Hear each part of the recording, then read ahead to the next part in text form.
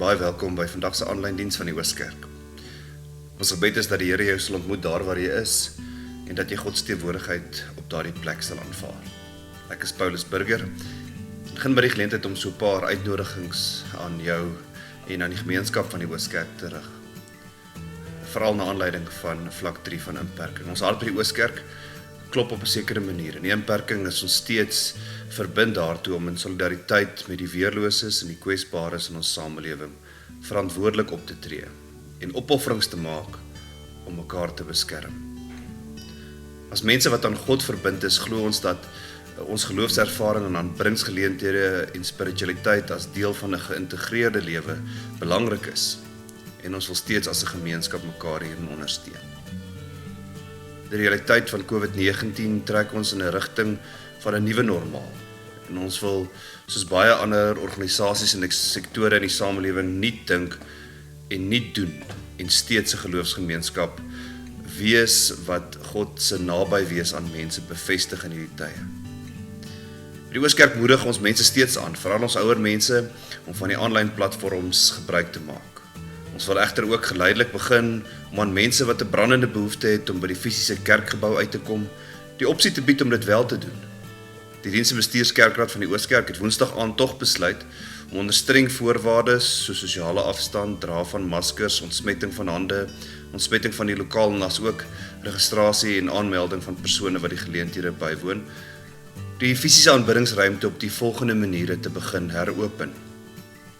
Kleiner kontemplatiewe aanbiddingsgeleentheid, soggens om 9:00, en daai tydsgreep wat die oggenddiens plaasgevind het, beperk net tot 50 mense, waarvoor mense aanlyn of by die kerkkantoor vooraf kan registreer. Hierdie registrasie sal eers in die komende week, die 11de Junie, oopmaak en kan gedoen word by die kerkkantoor of aanlyn. Die eerste aanbiddingsgeleentheid sal dan op 14 Junie plaasvind. Skakel die kerkkantoor of hou die aanlyn platforms dop vir meer inligting, of jy is natuurlik welkom om met enige een van die leraars te kontak. Daar sal ook 'n laudatiediens, erediens wees, 6:15, beperk tot 50 mense, waarvoor die mense op dieselfde manier sal registreer. Die groot groepe, ook net beperk tot 50 mense, wil ons weer in die week laat begin.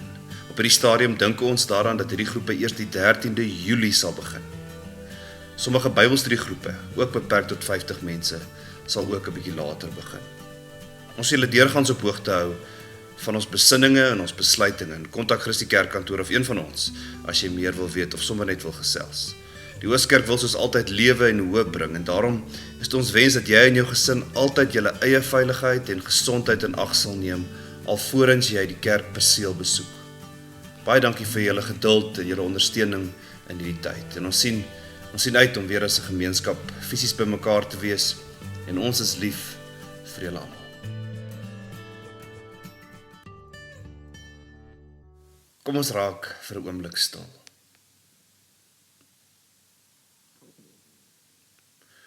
As ek rondom my kyk, Here, sien ek die tekens van die grootheid en die goedheid.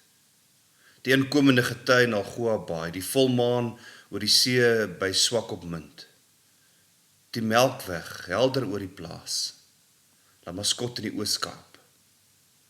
Dis die magtige werk wat U gedoen het.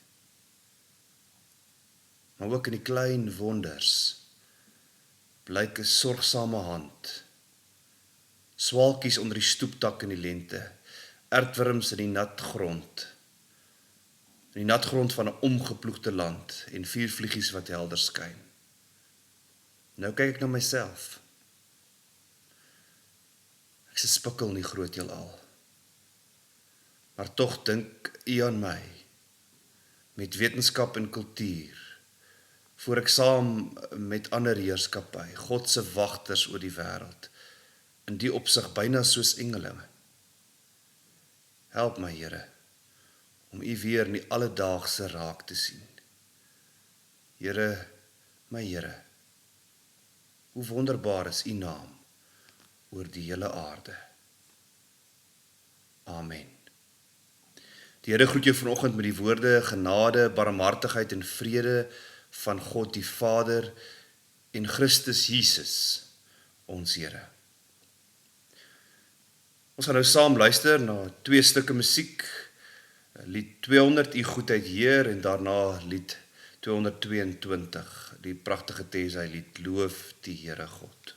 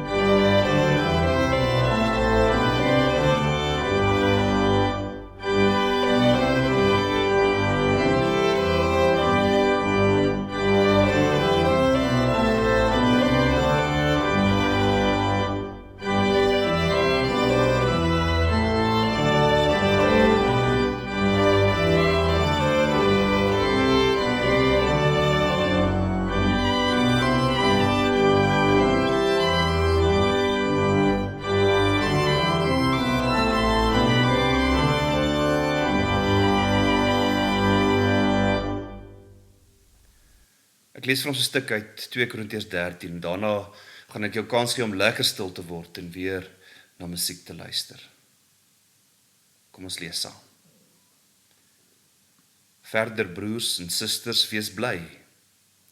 Streef na die geestelike volwassenheid, aanvaar vermaning. Wees eensgesind, leef in vrede. En die God van liefde en vrede sal by julle wees. Groet mekaar met die soen van Christelike broederskap. Almal wat aan die Here behoort, stuur vir julle groete.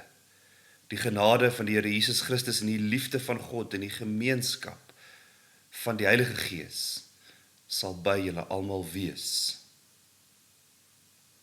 Kom ons raak stil.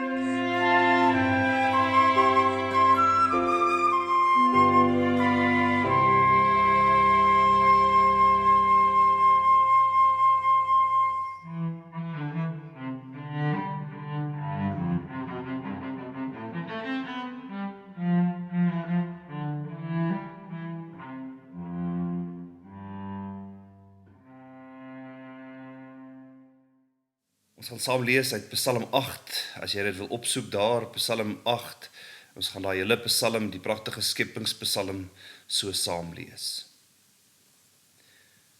Vir die koorleier met musiek, Psalm van Dawid. Here, ons Here, hoe wonderbaar is U naam oor die hele aarde. Hoe glansryk alles wat U in die hemelruim geplaas het. Kinders en suigelinge besing die magtige werk wat U tot stand gebring het.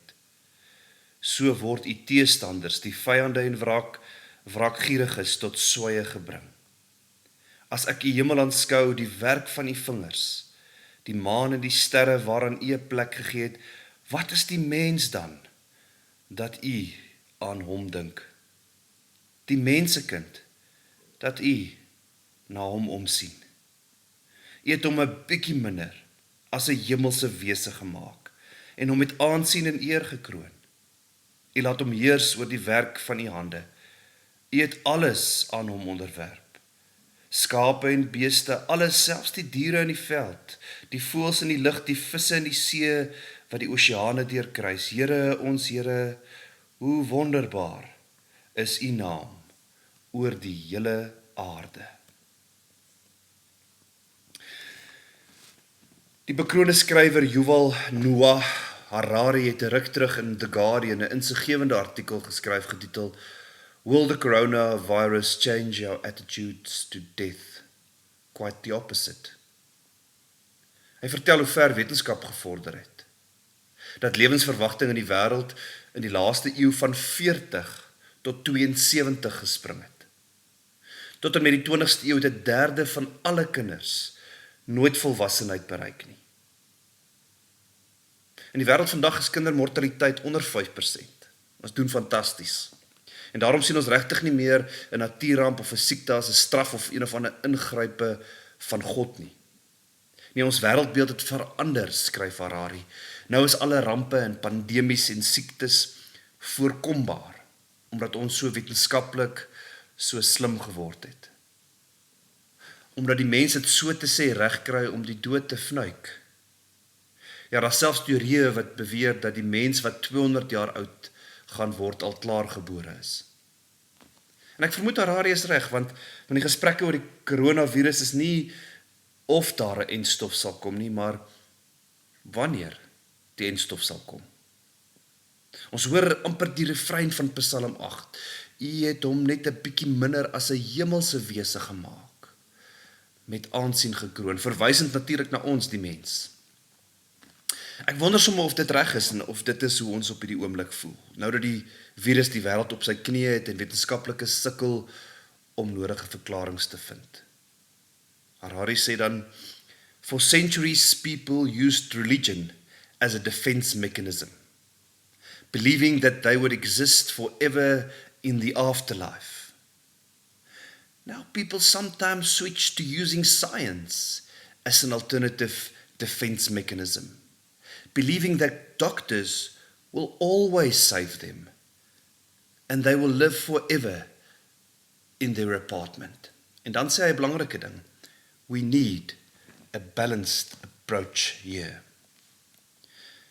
Jy sien, as ons aanvaar dat die enigste verduideliking vir ons situasie is dat dit God se wil is, dat God die beste weet, dat God ons wil bykom, dat God siekte, dood en pes na ons stuur, dan is die enigste antwoord tog, God weet die beste vir ons. God weet wat ons nodig het, en daarom moet ons in hom berus, 'n situasie wat eintlik maar net hopeloosheid het gevolg sal hê. Ag, wat kan ons tog daaraan doen, dit is wat dit is.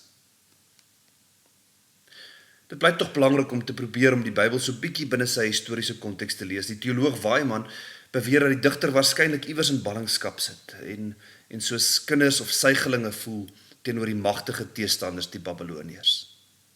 Hulle is sonder 'n stad, sonder 'n plek van aanbidding, sonder heilige ruimtes, sonder rituele, sonder vriende en familie. Afgesonder, ingeperk. Ek wonder of hierdie mense die lof van God besing het omdat dinge so maklik is daar waar hulle is, of omdat hulle eintlik maar geen ander opsie het nie, of omdat God volgens hulle alles onder beheer het. en hulle ten spyte van al die slegte goed berusting in God beleef. Nou natuurlik het hulle 'n ander wêreldbeeld gehad, maar waarin vind hulle die hoop? Hoekom kan hulle hierdie loflied sing? Psalm 8 is een van hierdie skepingsliedere wat die Oud-testamentikus Bruggeman plaas onder die hoof van oriëntasie. Met ander woorde, alles is goed en mooi, alles is in plek. Ons beleef en ervaar iets van God se goedheid en iets van God se getrouheid en iets van God se sorg. Inteendeel, dis miskien wat die digter van die Psalm in gedagte het wanneer hy praat oor die skepping. Nie om te skep nie, maar eerder God se goedheid, God wat na ons kyk, God wat vir ons sorg. Ons sou selfs kon sê, die digter sê, ons is okay in God se oë. En tog ervaar en weet ons dat 'n netjies geordende, onder beheer wêreld waar alles in harmonie is, nie moontlik is nie. Sekerlik lê die troos van die lewe nie daarin dat alles maklik en goed is nie. Inteendeel, ek dink Nikkie het in Pinkster dit tog baie mooi verduidelik. Soms is die lewe moeilik. Soms werk dinge nie uit nie.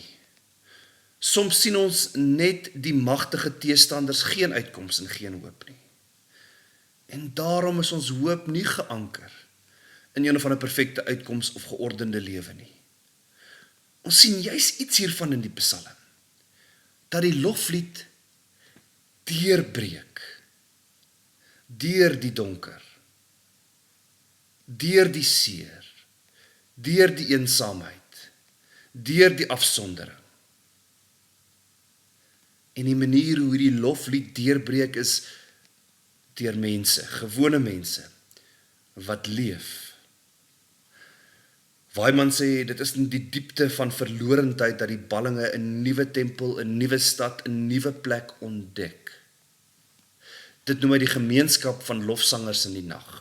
Nog 'n bietjie makliker. Die nuwe tempel, die nuwe stad is mense wat met hoop leef. Miskien sou ons dit nog so 'n bietjie meer teologies kan maak deur te sê dat wat God doen is om 'n waagstuk te neem, 'n risiko.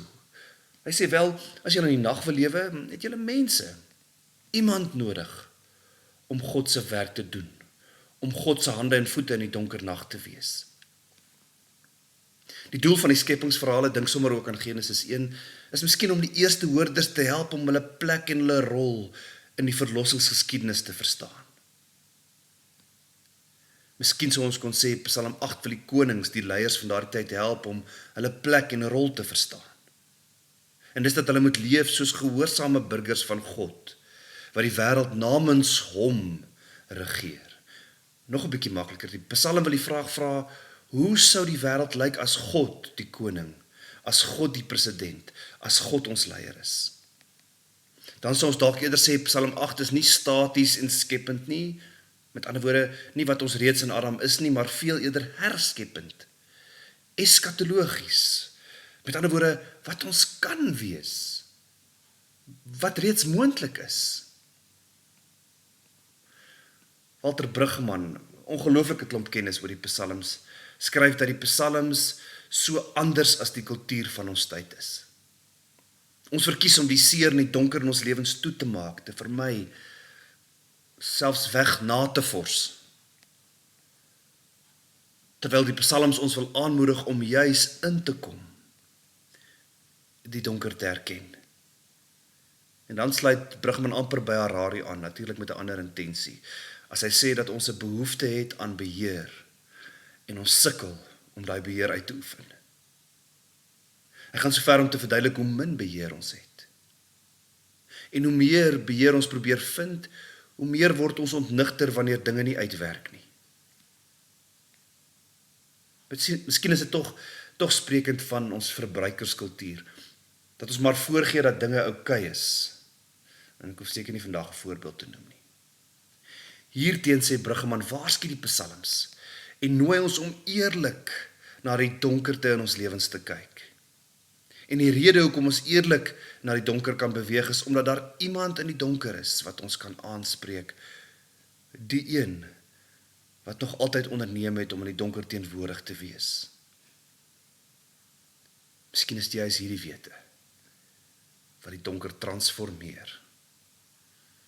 Nie omdat daar 'n goedkoop lig skielik op die toneel verskyn het wat ons seer en pyn wegneem nie, maar deur saam met ander in die donker te wees. En is hierdie saamwees of solidariteit wat lewe bring. Hoe presies dit werk, weet ek nie. Maar ons sien dit en beleef dit in 'n geloofsgemeenskap. Wanneer mense om ons dit reg kry om die loflied te laat deurbreek. Wanneer mense dit reg kry om die hoop te artikuleer, skep ons 'n konteks waarbinne lewe moontlik is. En dis presies wat hierdie tipe psalms in die oorspronklike konteks gedoen het.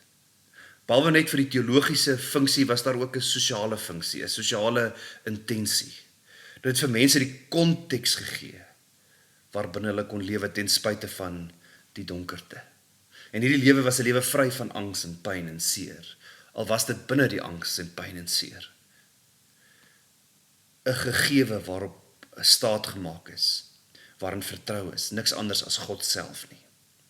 En dan sê Bruggeman, that giveness is here before us, stands over us, endures beyond us, and surrounds us behind and before. Hierdie gegewe kom nie van ons af nie, maar wag vir ons. Daarom kan ons sê, word die woorde van die psalm skepend. Dit maak van ons amper goddelike wesens. En as ons dit snap, as ons die gegewe wat vir ons wag vat, kan ons goddelike lewens gaan lei. Kan ons Jesus lewens gaan lei. En op 'n goddelike mense berus daar mos 'n verantwoordelikheid om te beweeg na die donker en dit mooi te maak omdat ons 'n ander konteks het. Natuurlik is dit 'n enorme waagstuk van God om die wêreld aan ons toe te vertrou. En ek vermoed die enigste manier hoe die wêreld 'n beter plek sal wees is deur my en jou. Wat ons weet is dalk nie genoeg nie. We need a balanced approach here. Ons kan nie alle hoop in die wetenskap en dokters en politikuste plaas nie. Selfs Harari sal dit erken. Wat ons nodig het, is om die wêreld so mooi te maak, so mooi as moontlik. En dit begin waarskynlik by die manier hoe ons as 'n gemeenskap saam dink en saam praat en saam teenwoordig is en saam droom oor hierdie nuwe normaal. Natuurlik is ons slim. En natuurlik het die evolusie ver gevorder. Natuurlik is daar ongekende wetenskaplike ontwikkelinge. Maar hoe ons daarop gaan act, hoe ons amper goddelike wesens daarop gaan reageer, gaan deurslaggewend wees. Amen. Kom ons bid saam. Here, dankie dat ons die psalms het en dat ons in die psalms iets kan vind van 'n oriëntasie. Dankie dat dit vir ons 'n konteks gee. Dankie dat ons kan weet dat daar mense was, Here, wat ingeperk gevoel het. En dat hulle ten spyte daarvan nog steeds kon lewe. Omdat U daar teenwoordig is, omdat U vir hulle daardie konteks geskep het, waarbinne hulle die moontlikheid, waarbinne hulle die hoop kon raak sien. Dankie Here vir die wetenskap, en dankie vir skrywers, en dankie vir filosofe, en dankie vir mense wat saam dink en saam droom oor hierdie pandemie. Here, dankie dat ons so ver gevorder het. En terselfdertyd, Here, wil ons as daardie mense, daai mense wat Jesus in ons het, gaan leef om hierdie wêreld mooier te maak, 'n beter plek te maak. En dis my gebed vir ons gemeenskap. Amen. Ons gaan saam sing of saam luister lied 456, loof heel die skepping, loof die Heer.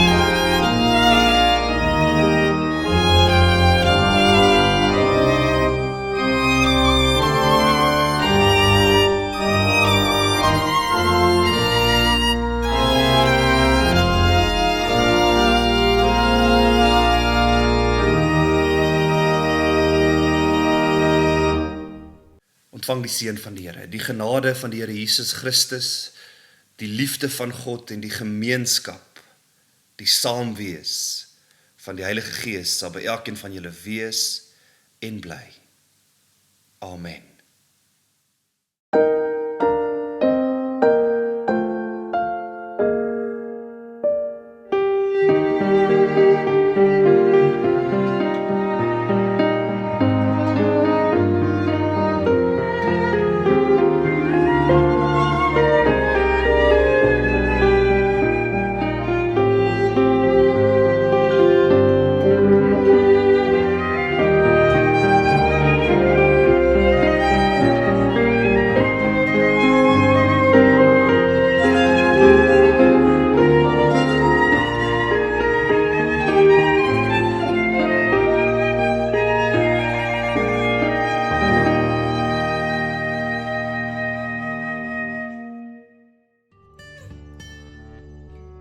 Baie dankie dat jy vanoggend na die Ooskerk se aanlyn erediens geluister het. Nooi asseblief soveel mense as moontlik na al ons sosiale platforms vir ander inligting en kommunikasie gedurende die week. Maak asseblief steeds jou bydrae deur SnapScan of elektroniese betaling om so ons werk in die gemeenskap te ondersteun.